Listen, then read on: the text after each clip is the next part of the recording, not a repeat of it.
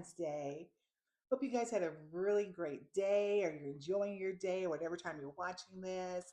It's me, the Purple Diva, coming to you to talk about Valentine's and Valentine's Day and dating and what it's like in 2026. What's the dating scene like? What's it like to be single?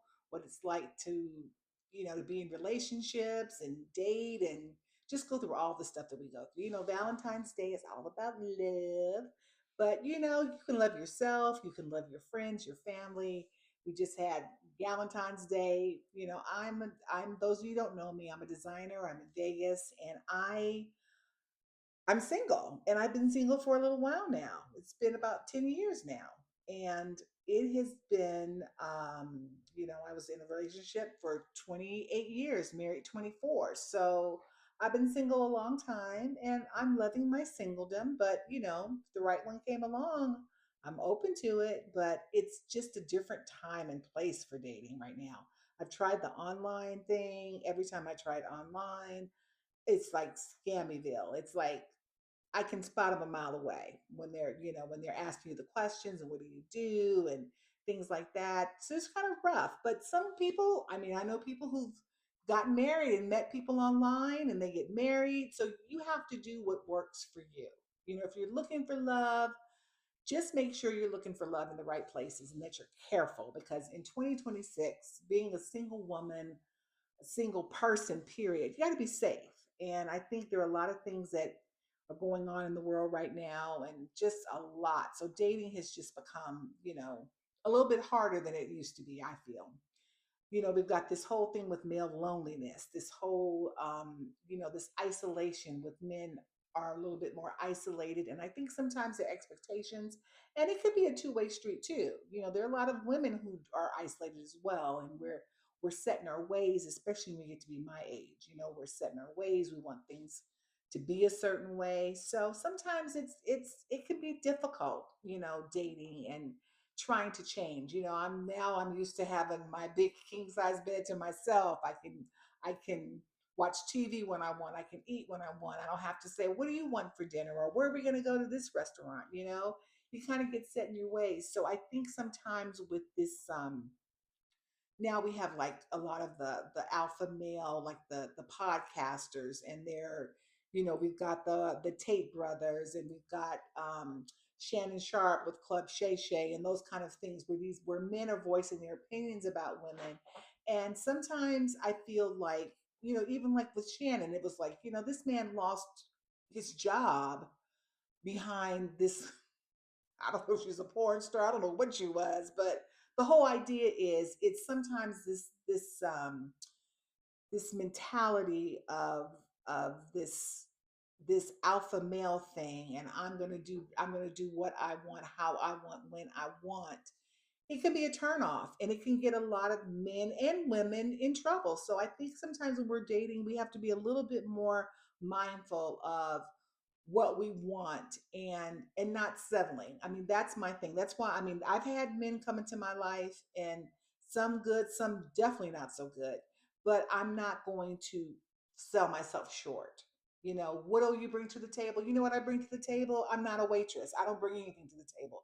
I'm me. I'm who I am, and this is me. This is me. I've had somebody ask me one time online, how much did I weigh? I'm like, dude, I am, all of my pictures look exactly like I look. You can see I'm a curvy woman, and I'm always going to be a curvy woman, and I'm not going to change that for anybody. So these are some things that I think a lot of this male loneliness. Well, how come I can't find anybody? Well, this is because of some of the things that are going on with men in dating, and with this the whole dynamic of partnership or being together with someone. So, we've got, for example, I'm in my 60s. You know, it's either the men you meet, it's either they want a nurse, someone to take care of them, or they want a purse, someone to take care of them, a nurse or a purse.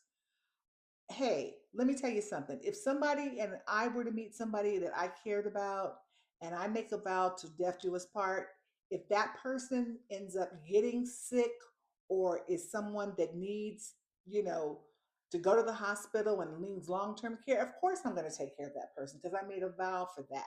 But I'm not trying to find anybody that's looking for that. You know, you have high blood pressure, diabetes, gout, and, and I can go on and on and on.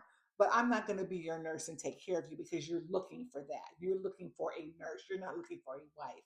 You're looking for a nurse. I'm not going to be somebody's sugar mama either, where they're looking for because they're younger and they want to sweep me off my feet and tell me how great I am, but they want me to take care of them. You know, and they don't have to be younger. They could be 60, 70, 80, and still want you to take care of them financially. So, you know, that is just the norm right now for a lot of the dating situations. This is what men are looking for. And as I said before, ladies, you have to set your standards and you have to know your worth and not settle for anything that is beneath you or doesn't make you feel validated as a woman or as a human being. That's how I feel. So that's all. That's what I want to talk about. And also, really, right now, this whole trend with negging. I know you've probably heard of it, or maybe you haven't heard of the term. It's a very backhanded compliment kind of a thing where a man will say to you something like, "Oh, you're really pretty for a big girl," or "You were able to carry that off in your size," or "You look good for your age." Just say I look good. Why does my age have to, be a part of that? Or if any, even if I'm, doesn't matter how old you are. If you feel good and comfortable in your skin, nobody needs to validate you to make you feel insecure or to give you that backhanded compliment because they're making themselves feel better. That's, that narcissistic behavior. No one deserves that, male or female. Nobody needs to talk to anybody like that to make them feel good. But that's make them feel bad, excuse me. But that's the thing. It's like this whole dynamic of, you know, um, you're smart for someone who never went to college. Who says that to somebody? Those are the things. That's negging. That's what it's like a form of like you gaslighting, oh, I didn't, we were supposed to meet at such and such a time. Oh no, I never said that. I told you we were going to meet at this time. When you know damn well what they told you. Those are the things. And those are, to me, traits of people that sometimes we're encountering in the dating world. And we shouldn't have to do that. You should be able to find love with someone that makes you feel safe, someone that makes you feel secure, and that's someone that is sensitive and compassionate. And to me, that's what I'm looking for in a relationship. I'm looking for compassion. I'm looking for honesty. I'm looking for someone that shares the same interests that I do. A lot of times I think women are, he has to look a certain way. He has to be this tall. He can't be short. He has to be, if I'm African American, he has to be black. You know, you have to think outside the box because we're a whole world of people. We just had the Super Bowl with Bad Bunny, and I'm not going to get into all of that, but I'm just saying we are a multicultural world, and there is so many different, you know, opportunities for you to find love in different places, but you're looking for one type of man. You're looking for one color man, one ethnicity. He has to make this much money. He has to do this, he has to do that. I think we're putting too many labels on what we want. But of course, if that's you, you do you. But I think a lot of times it's stopping us from finding the love that we want. Because that was me at one time. Oh, he had to do this, he had to do that. He definitely had to be black. I never have dated anyone outside my race, but now I'm so much more open to that because I'm more approached by men outside my race. Black men don't approach me as much as white men do. They just don't. And the ones who do, I had a friend who wanted to fix me up with a guy. I thought he would be perfect for me. He was retired and he worked for the airlines because he wanted to keep his job at the airlines because he wanted to get the benefits for flying because he loves to travel. He's been all over the world. My friend sends him the picture. Da da da da da. I thought, oh, this is going to be great. Day passes, 2 or 3 days pass. I said, I thought this guy really wanted to meet me. She says, I think he was a little intimidated by you. And I'm tired of hearing that intimidation thing. And it's just like, What is so intimidating about somebody that works for themselves, can take care of themselves, and wants a relationship? What's wrong? I don't, I'm still, that still puzzles me to this day. But I think sometimes we have to go outside of our comfort zone to find love and not be so hung up on they have to be this, and this. Of course, you want someone who's going to treat you good. You want someone who can make your life better. And that's my thing. I don't need anybody to complete me. I just need someone who can embrace me for who I am, and we can have a loving relationship, and we can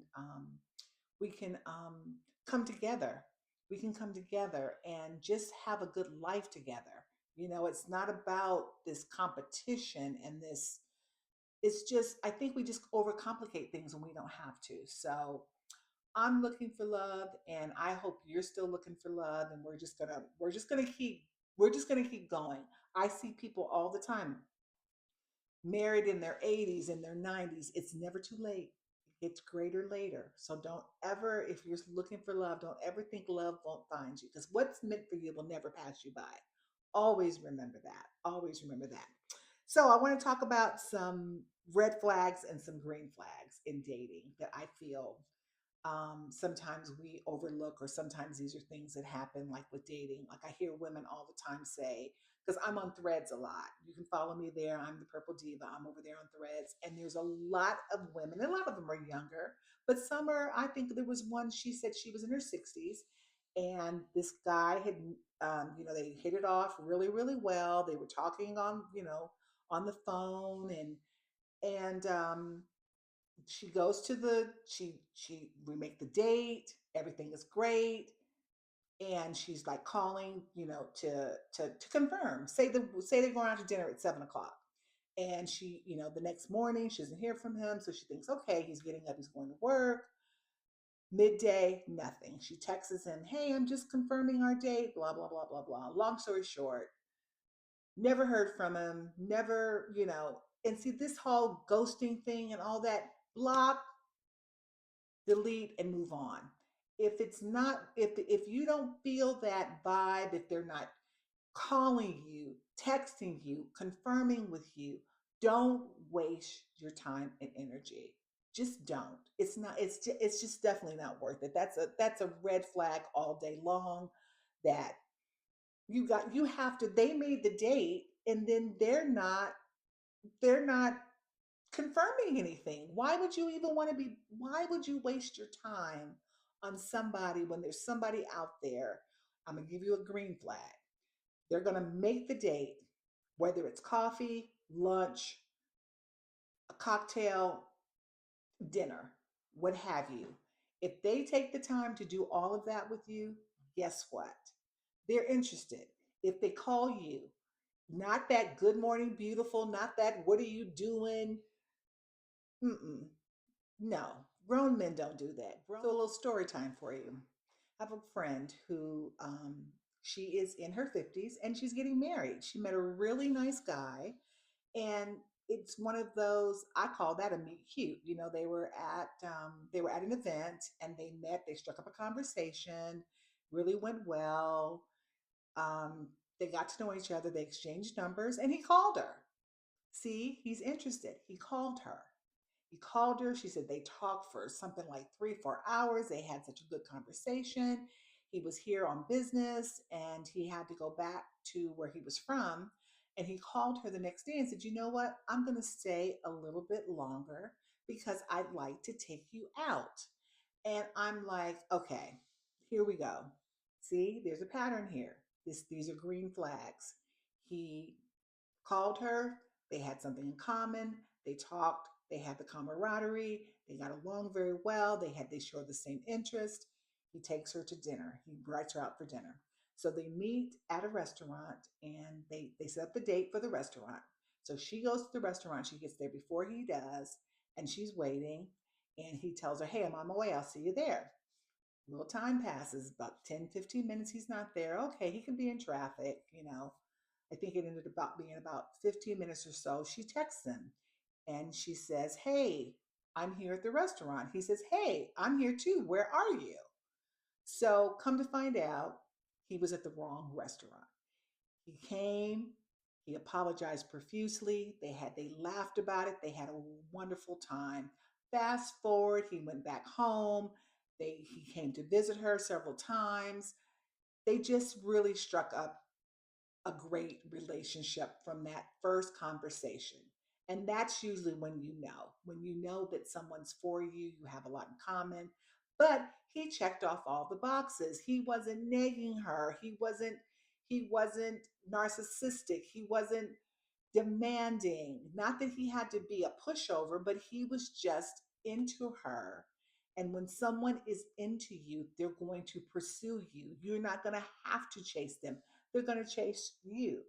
And they are getting married. And I just love that story because it just goes to show you, you know what? She was just somewhere. Like I said, what's meant for you won't pass you by.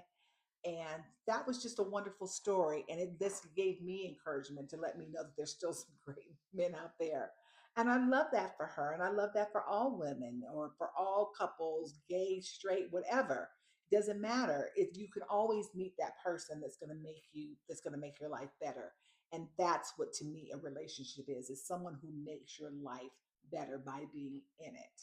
And to me, that's what a Valentine is for me. It's someone that who it's all about love and all about being together, but being compatible and rolling with the punches because life is not always sunshine and rainbows. Sometimes we have to go through things, and finding somebody that you can be compatible with, that you can go through life with, and enjoy yourself and be happy with. And I just think that's what Valentine's is about, in Valentine's Day. And even though I am single, I'm lucky that I have a few people in my life who make my life better and I can do things with. And even if I just spend the time by myself, I've got my cats, I'm a cat lady. So, you know, watching TV, chilling, having a glass of wine by myself is absolute bliss for me.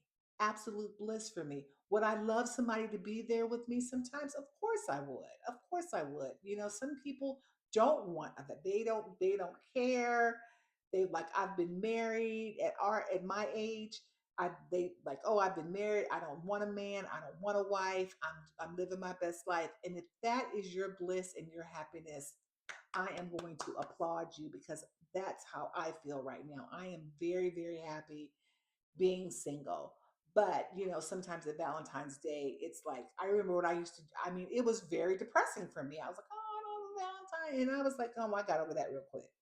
I got over that really, really quick. But it is great to be, you know, comfortable with who you are, comfortable being alone, dining alone. I encourage you to go out on Valentine's Day by yourself. It's Valentine's Day is today, but hey, if you can get sometimes, and I really, even when I was in relationships, I never liked going out on Valentine's Day because it's always crowded and the service is usually not so good because they're trying to get everybody in. But I say take yourself out, put on your best outfit, go out there and just live your life and be happy. And that is to me is the ultimate Valentine's Day. So I hope you guys enjoyed this video. If you did, comment, like, subscribe, and tell me what you do. My single ladies that are out there, what do you do on Valentine's Day? Even if you're married, tell me where you went and what you did. I would love to hear from you. I appreciate my little channel is growing, and I just appreciate each and every one of my subscribers. Thank you so much. Tell a friend. And always remember to own your fabulous. Mwah.